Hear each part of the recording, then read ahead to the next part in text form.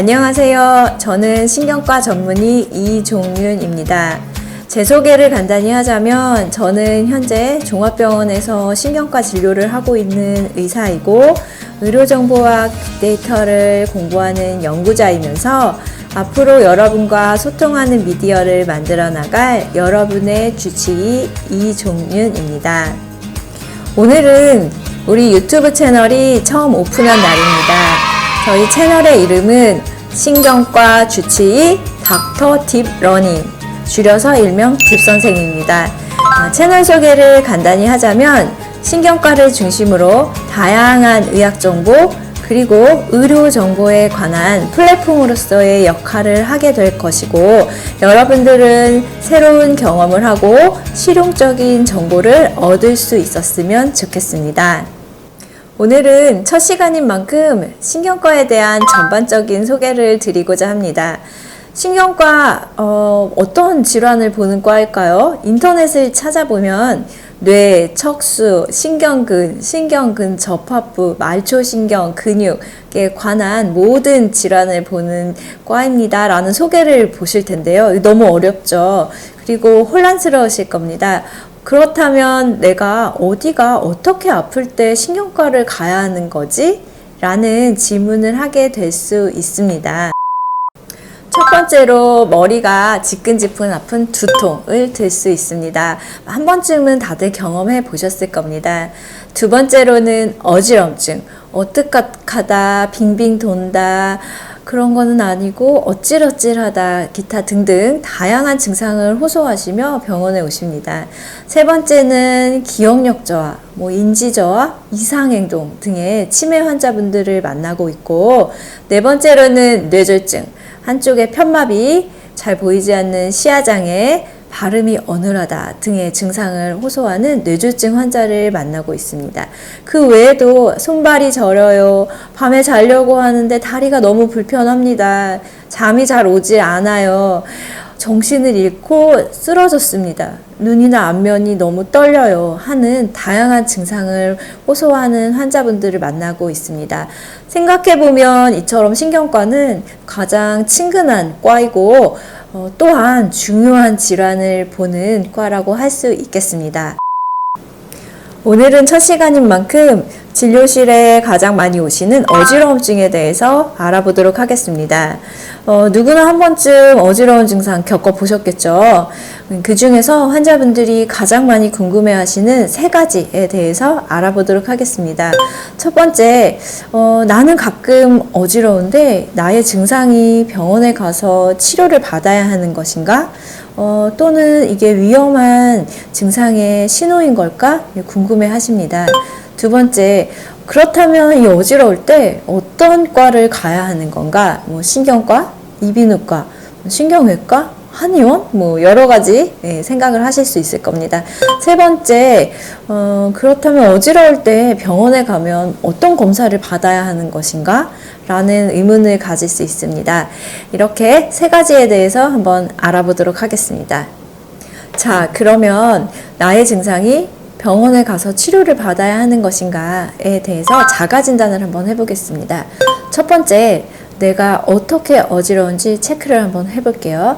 천장이 돈다, 눈앞이 빙글빙글 돈다, 그런 거는 아니고 약간 어찔어찔하다, 그런 것도 아니고 걸을 때 한쪽으로 쏠리거나 쓰러질 것 같은 느낌이 든다. 자, 해당 사항 있으신가요? 두 번째, 내가 언제 어지러움증이 심해지는지 한번 체크를 해볼게요. 눕거나 일어날 때, 고개를 돌릴 때 심해진다. 그런 거는 아니고 가만히 있어도 계속 빙글빙글 돈다. 그런 것도 아니고 시도 때도 없이 어찔어찔하고 몸이 붕 뜬 것 같다. 자, 해당 사항 있으신가요? 세 번째, 어지러운 것 말고 다른 증상이 있는지 한번 체크를 해보셔야 합니다. 귀에서 이상한 소리가 난다, 잘 들리지 않는다, 또는 그런 거 말고도 한쪽이 마비되는 증상이 있다 등의 동반 증상이 있는지 체크를 해보아야 합니다. 여러분, 이 중에 한 가지라도 또는 몇 가지 해당 사항이 있으신가요? 그렇다면 병원에 가서 정확한 진단이나 치료를 받으셔야 하는 어지러움증입니다. 두 번째로, 그렇다면 나의 이 어지러움증은 어느 진료과로 가야 할까요? 라는 질문을 많이 받고 있습니다. 신경과, 이비인후과, 정해진 것은 없습니다. 차이가 있다면 이비인후과에서는 귀에서 오는 어지러움증을 주로 보고 있다면 신경과에서는 머리에서 오는 어지러움증 그리고 귀에서 오는 어지러움증을 모두 보고 있습니다. 귀에서 오는 어지러움증은 이제 매우 힘들기는 하지만 이게 죽고 사는 문제와는 이제 직결되지는 않았고, 머리에서 오는 어지러움증은 굉장히 중요한 어지러움증일 수 있습니다. 따라서 어느 과를 가는가 보다는 어지러움증을 주로 보는 선생님에게 진료를 받는 것이 중요하다고 할 수 있습니다. 자, 세 번째로, 내가 어지러움증이 있어서 병원에 가게 되면 어떤 검사를 하나요?에 대해서 많이 질문을 하십니다. 어지러움증은 맞춤형 검사를 하는 것이 중요합니다. 가장 중요한 것은 바로 안진검사입니다. 안진검사는, 자, 보실까요? 바로 이것이 안진검사입니다. 눈이 돌고 있는 모습이 보이시나요? 안구의 운동, 그러니까 안구의 진동을 체크해 보는 것이 바로 이 안진검사입니다. 이 검사를 통해서 어지러움증의 원인을 분석하고 신경학적인 증상이 동반되어 있을 경우에는 MRI나 MRA를 시행하기도 합니다. 다음으로 전정기능 검사가 있습니다. 우리의 귀는 소리를 듣는 기능도 있지만 평형을 잡는 기능도 있습니다.